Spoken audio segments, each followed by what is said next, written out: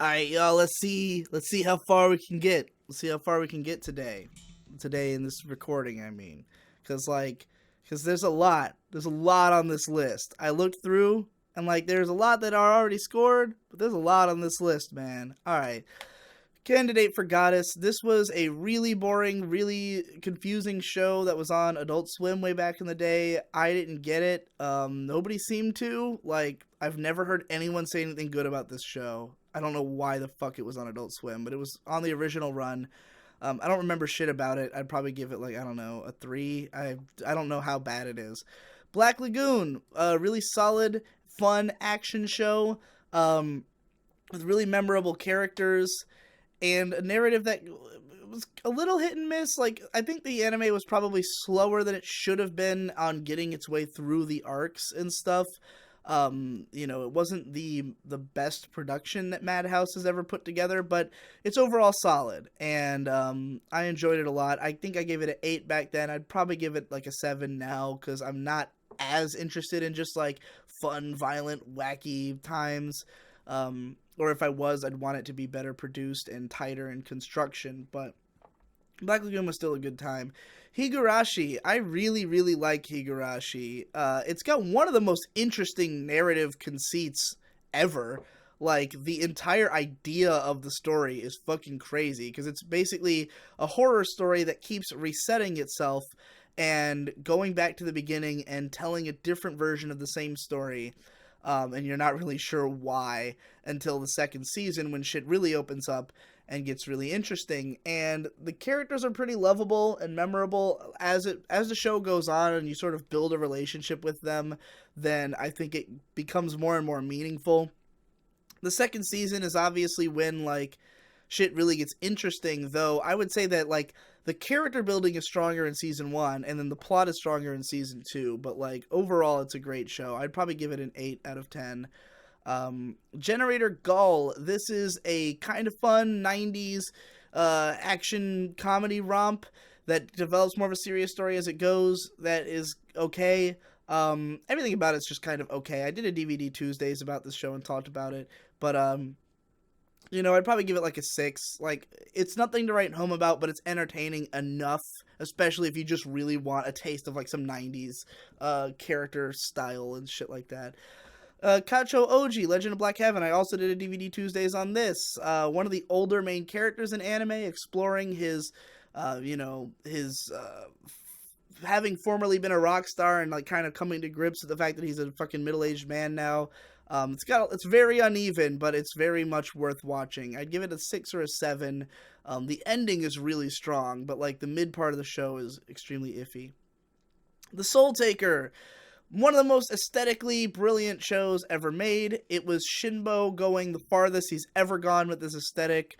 Really just taking the reins and going crazy with it. It's got a weird fucking story that doesn't really matter. It's mostly about the aesthetics and the sometimes beautiful animation, particularly in the early episodes.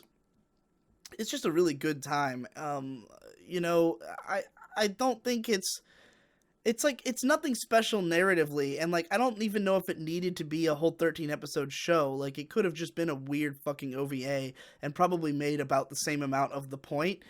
So I'd probably give it a 7. And that's a 7 sheer aesthetic strength 7. It's just because it looks that fucking cool that I'd give it that score.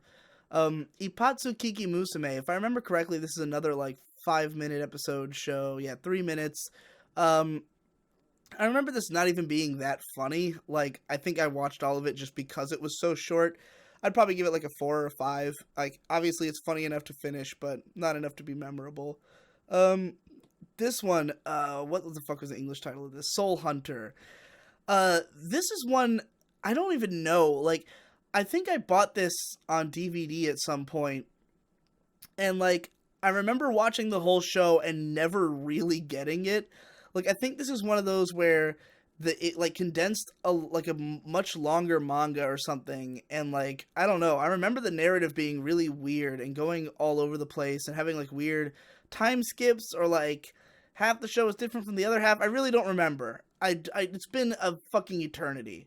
I'm gonna assume it's a show I'd give 5 because I didn't even like it as a kid, but maybe there was something to it I didn't recognize. I have no fucking idea. I don't remember anything about it. Neo Ranga. This is one that I think is one of the weirdest, most interesting shows that is out there. It came out in the late '90s. It's one of the first Sho Aikawa things, and his stuff's always fucking weird. And this is probably my favorite of his writing. But like, it's about these 3 girls who inherit a gigantic kaiju, and then it's like just weird everyday life adventures, but like often with like socio-political commentary. Sometimes the show is incredibly violent, and sometimes it's a goofy comedy, and it's just really all over the place. But most of it's pretty interesting, and like I remember the first time I tried to watch it, I got really confused about 15 episodes in and just gave up because I just didn't get it. And then when I came into it like with different expectations, like knowing it was going to be weird, I appreciated it more. But the last 10 episodes I remember sucking ass. Like I really hated the way the show wraps up. I hated the plot that it pulls out of its ass at the end. And yeah, it's 48 episodes, but they're all half length, so it's really more like a 26 episode show. But like the last part of it was really dumb. So yeah, like I want to say it's a great show just with a shitty ending, but it's also fucking weird. So I'd probably give it like a 6 or a 7, depending on how much it pisses me off if I watch it again. Zero no Tsukaima. This is a show I actually am surprised by how okay it is. Because, like, I watched this show when it first came out, and it was during the big tsundere boom, and it got a lot of shit for being a tsundere show. Like, you know, Louise is like a hardcore bitch. She's always beating up the main character guy and stuff, and like never admitting her feelings. And the show's kind of infamous for the fact, especially in the later seasons, that the characters will constantly be like confessing to one another, but then something will revert their relationship back to zero, essentially. But I think it's really funny. Like, the characters are pretty entertaining. I think the show's pretty self-aware about what it's doing. It doesn't feel nearly as stupid as a lot of the other shows that were coming out at the same time. And it has actually, like, a story. Because it's set in a fantasy world. It's an isekai show, but one where the main character... Man, people want to talk about, like, ReZero and how, like, oh, the main character is not really a hero. He just gets beat up on all the time. Man, you want to see the original of that? Zero no Tsukaima. This guy gets teleported to another world to become the lapdog of a fucking brat. I think he does eventually get some kind of superpower and save the day or something, but I don't fucking remember. Either way, you know, it's just it's a goofy, very raunchy, pseudo-harem comedy show, but like mostly it's a rom-com, and yeah, I think the characters are pretty endearing, and it's a pretty fun show. I'd give it like a 7. I never watched the other seasons. I was like halfway through season 2, and I just kind of lost interest and forgot about it, so obviously not that special. Gag Manga Biori. This is another one of the early 5-minute episode adaptations, but this one's like really weird. Like every episode is just completely random stuff. Like there's no like characters or anything. It's just weird random gag comedy. It's very hit or miss. So again, I'd probably give it a 6 like I would with most of those shows. Welcome to the NHK, another one that was one of my favorite anime for a little while. Very relatable. If you've ever been a hikikomori, if you've ever been a shut-in, if you've ever had mental health issues, you'll probably relate to this show. I think the novel is stronger. I talked about this extensively in the Old Ass Anime Cast, but like the anime is still really good, though it's kind of uneven in places. I'd probably give it like a 7 or an 8. It really depends. I'm gonna say an 8 because I doubt that it would offend me that much in any part, but like I do think that it has a lot of issues that only become apparent as you rewatch it, because initially you're so enamored with like the concept and like just the idea of it. And like the moments that are really great, but there's a lot of it that's kind of slow and plotting, and like the artwork's not very good. Nadia, The Secret of Blue Water. This is kind of a similar story to Escaflowne and Karekano, where this is a show that starts off really strong, and it's a really great adventure series. Like the first like 26 episodes are a really fucking solid adventure series. It has a lot in common with like Eureka 7, where it's like a young boy who's kind of coming of age and he's falling in love with this mysterious girl who kind of wants nothing to do with him and has her own story going on, but they sort of develop some kinship together as they're on this adventure with these older characters. And I don't think it's as solid as Eureka 7, though it is very well directed and constructed. It feels very classic and old school. It's inspired by 50,000 Leagues Under the Sea, though it takes a lot of liberties with it. I think this show was originally going to be a World Masterpiece Theater show, because Hayao Miyazaki created the concept of this show, and he just kind of gave it to Gainax and let them do it. But Nadia hits a huge snag at a certain point, because like the last 2 episodes are good and are a good ending, but there's about 10 episodes before that they had to outsource to another studio, and they are fucking horrible. Like, the characters all completely fall apart, become unlikable pieces of shit. The story just completely gets run into the ground, and it's really bad. Now, I want to rewatch this show and just skip those episodes and see if this is actually a great 26 episode series with like a 13 episode pile of shit in the middle of it. Even though there's like at least one episode in that middle section that's actually pretty good, but like it's not worth seeing that whole thing. Like, it really drags the show down. So like, I think at the time I gave it like a 6 because I was so disappointed with it, but I think maybe if I was willing to look past that part, or like at least knew what I was getting myself into, I might score it higher. It might be like a 7 or an 8, because it is a really solid show up to that point. Afro Samurai is a blaxploitation samurai flick thing that's like meant to be, it's like Wu-Tang Clan was inspired by like kung fu movies, and then somehow kung fu movies got inspired by Wu-Tang Clan, and that's like the full circle that Afro Samurai completes. The story's not that interesting. The artwork is really beautiful. There's some great action and gore, but like, I was never that into the fight choreography. Like, I felt like the action was lacking compared to what I wanted it to be. Even though it looks really good, it just didn't feel like the kind of action I really hoped for. And the story's not that interesting. I'd probably give it like a 5. Black Lagoon: The Second Barrage feel the same way as the first season. Asate no Hoko.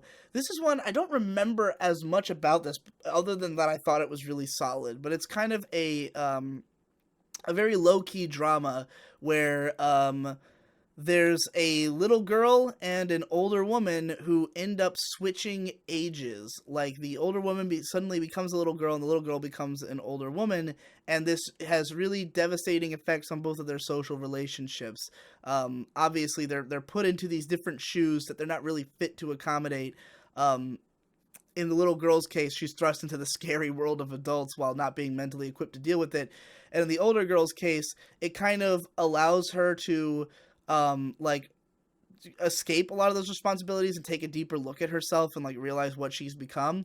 It's an interesting drama series that wraps up nicely, and it's just good. Like, it's a good show. I'd probably give it like an 8. I think that's what I gave it back then. I don't see any reason. It's fairly slow and it's not super memorable, but it's just well written and constructed. As I understand it, the manga goes on a lot longer and gets like weird, but I don't know anything about that. Code Geass Season 1. Really fucking entertaining show. Code Geass is a roller coaster ride through all kinds of fucking weird stuff.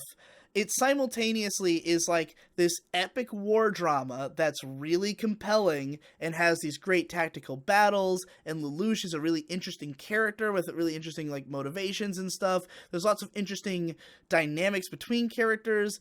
But then at the same time, it's like a stupid high school comedy show sometimes, and some of the stuff that happens is just so out of left field and dumb that it makes the whole thing feel stupid.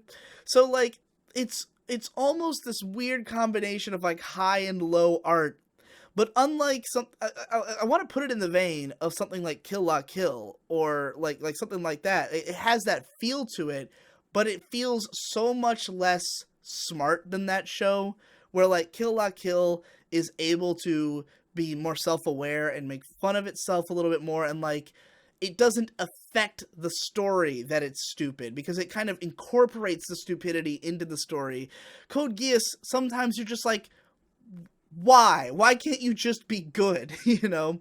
So like, yeah, it's a weird mixed bag, And I never finished season 2, which is even more of a crazy mixed bag, from what I understand. But yeah, season 1, I'd probably give it like a 7 or an 8 out of 10. Like, it's a very compelling and interesting show and entertaining. It just has a lot of weird flaws that that like are, it's not even, you're not even sure why the show did that, you know.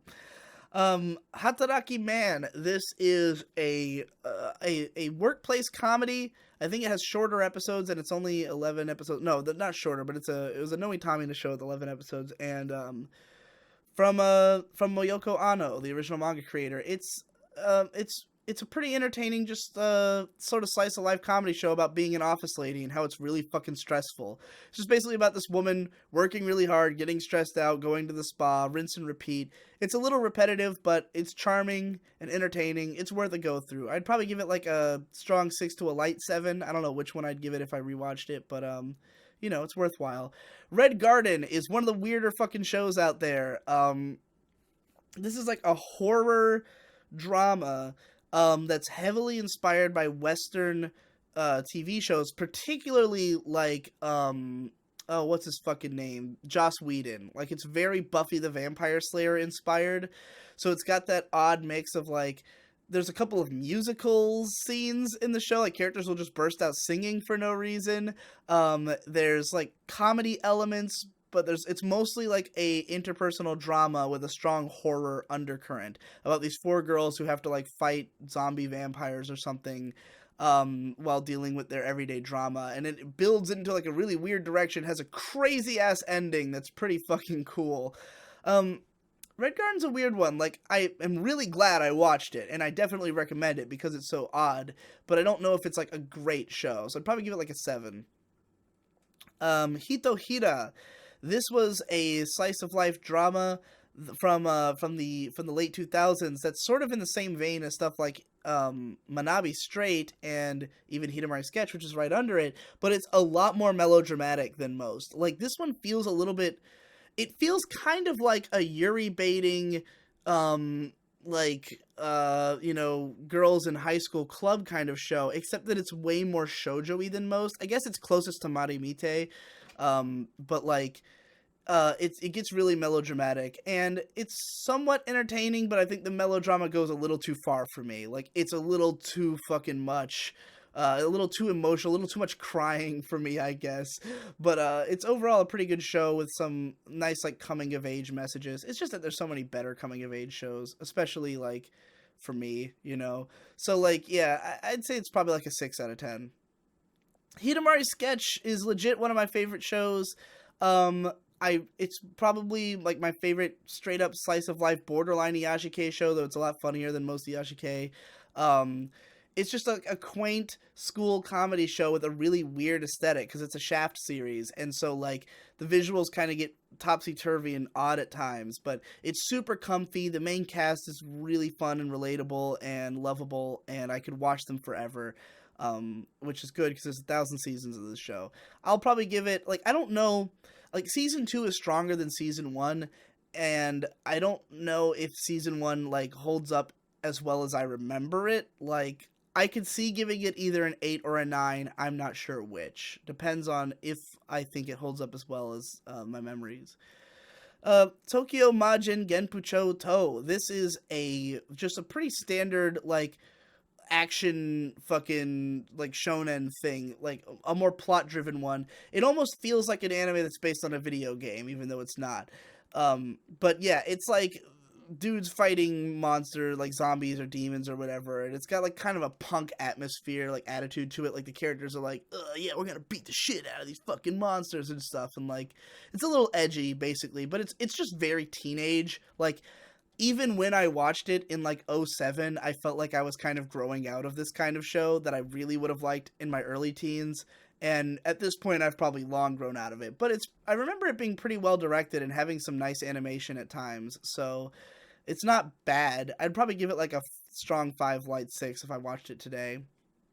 Lucky Star is another one of my favorite shows. One of my favorite slice of life comedies. One of my favorite cute girl shows.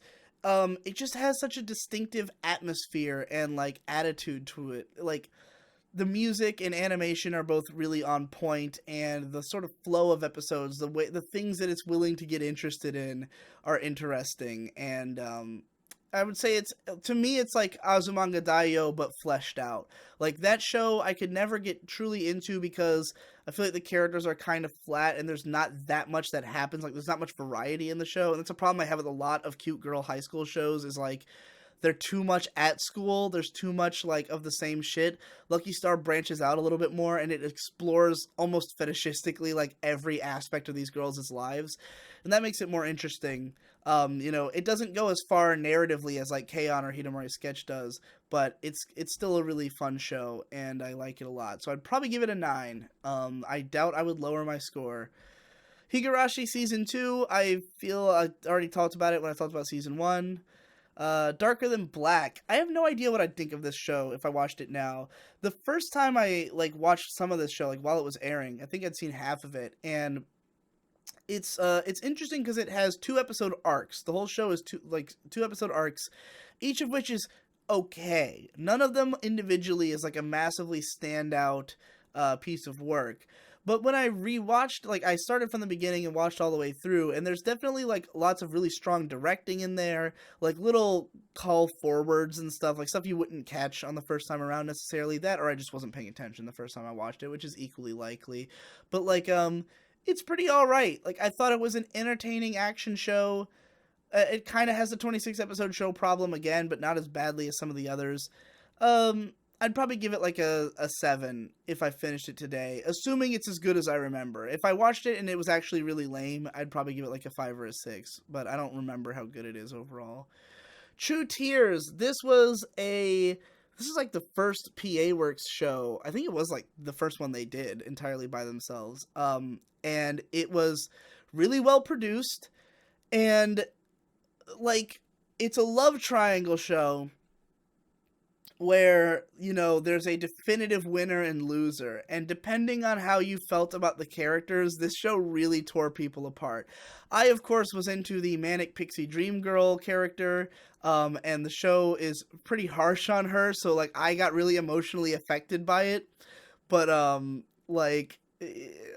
don't know. I don't know if the show holds up. I really don't. Like, I feel like I was emotionally invested because of who I was at the time, but that, like, it had nothing to do with how good the show is. It's probably pretty mediocre. I'd probably give it, like, a strong 5 light 6 if I watched it now, if I could even stomach the level of melodrama that it has, which is doubtful. Den-O Coil. This is a really interesting, like, cyberpunk show that I never got around to talking about when I was covering, like, all the cyberpunk shows years ago. But, it's a show where basically Google Glass and augmented reality is like the norm. Everyone wears like these goggles that let them see an augmented layer of reality, and the show just kind of explores and plays around with that. It's another one that, again, falls into the 26-episode problem where when it develops a story in the later part of the show, I felt like it got less interesting, though I think it does have a good ending. But there's a midsection of, like, weird one-off episode stories that are fucking hilarious and great. There's one episode where everyone, like, develops living beards, and the beards go to war. It's fucking weird, and it's really cool. The animation and style of this is incredible. It was directed by Mitsuo Iso, who's one of the most famous animators of all time. And after doing this show, which was not successful, he, like, blinked off the map, and he very rarely appears anymore. But, yeah, it was a really solid show. Like, I've heard, I know some people who've, like, watched this more recently. Devu was, like, really not into it. And I remember having problems with it, but overall thinking it was just, like, really solidly structured and written. I'm probably going to give it an 8. Like, that seems likely to me, going by my memories, but I'd have to see it again to know how I really feel. Mononoke. This is one of the most experimental and fascinating to watch shows on the market. It was first of all, the visuals are totally fucking, like, Gankutsuo level of trippy and experimental, but it's basically 4 small arcs of Japanese horror, like 2 or 3 episode arcs of this guy who's the medicine seller will show up somewhere, and basically there's some kind of haunting going on, and he has to first, like, identify the nature of the haunting and, like, figure out, like, why it's happening, and then he can exorcise the demon, but not without a cost. And, like, he's a very, like, almost Ryuk-esque character of like he's not involved in this, he's just here to do his job, and like he doesn't really care about what happens to the humans who he's trying to help, you know? He's sort of morally ambiguous, as are everyone else in the stories. And yeah, it's creepy and unsettling, even though the main thrust of it is not so much just the horror, but like the psychological element of like why this is happening. Really good. Like, I'm not into suspense thrillers or horror, and I still think this is a fantastic show. So I'd probably give it an 8 out of 10. Bakano.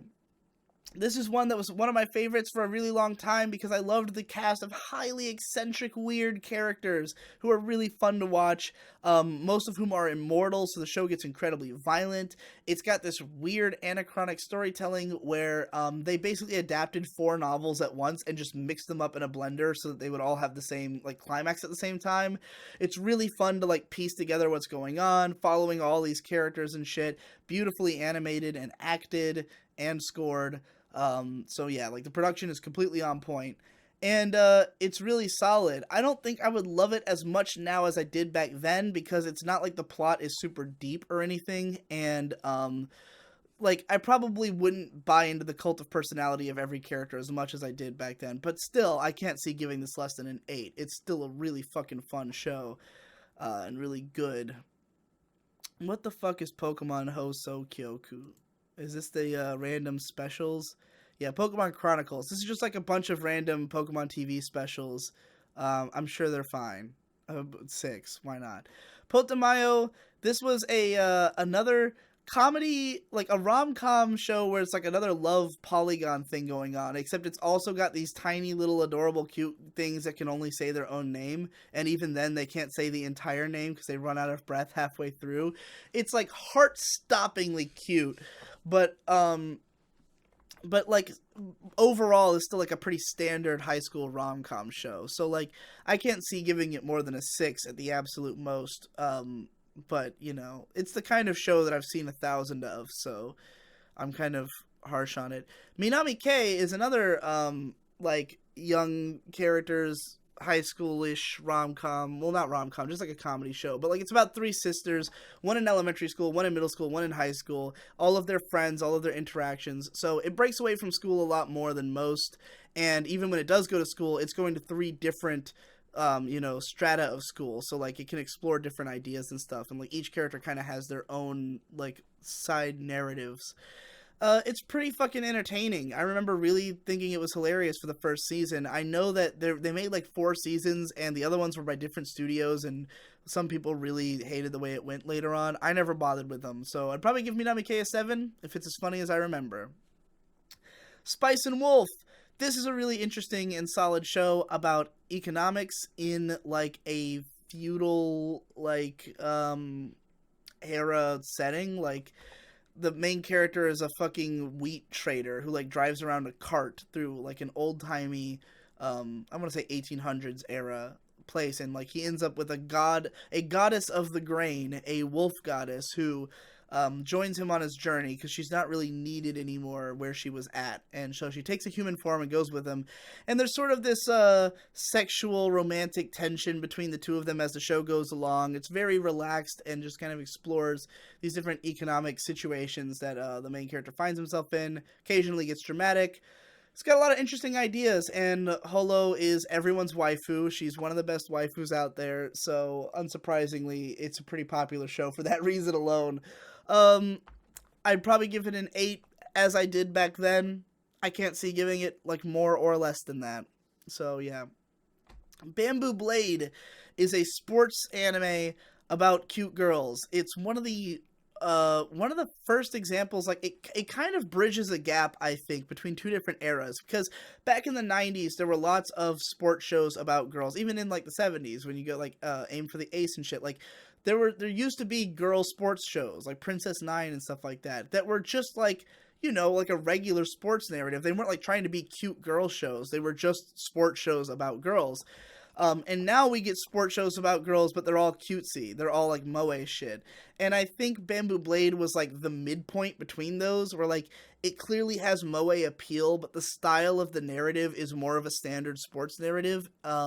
And like the characters aren't overly cutesy. Some of them have like boyfriends, and there's like male characters in the story. It's not like all girls the way it would be now. Um, so like yeah, it's like at a weird midpoint between those two, and it's pretty good. I don't think it's the best sports narrative. It has some pretty entertaining and memorable characters. I was pretty into the main character at the time the show aired. But like yeah, it's not exceptional, but I'd probably give it a 7. It's a really fun time. It's worth a shot. And then we get Ultimate Survivor Kaiji. Kaiji is the gambling anime with a really unique concept. Basically, the main character finds himself in an assload of debt, and he has to go into like these black market gambling circuits to try to get it back. But the gambling is all in made up games that are super fucking weird and really well thought out that the manga author crafted. And it's all this psychological battle through the darkest parts of humanity. It's pretty fucked up sometimes, and it's really gripping, sometimes depressing and hard to watch, but like always entertaining, and it is constantly cliffhangering you. So like you can't watch the show anything less than all at once. Like trying to stop in the middle is torture. You gotta just marathon the fucking thing. And it's really fucking good. Again, this is what I was saying before, that like anime doesn't have a lot of thrillers, but when it does, they're usually really fucking solid, and Kaiji's a great example of that. I would probably give it a solid 8, if not a 9. But you know, I'd have to rewatch it to know for sure. And that about wraps up this episode. I think I made it through like 30 or 40 shows that time, so I did much better than usual. I think we're going to start moving along at a better pace now. Thank God.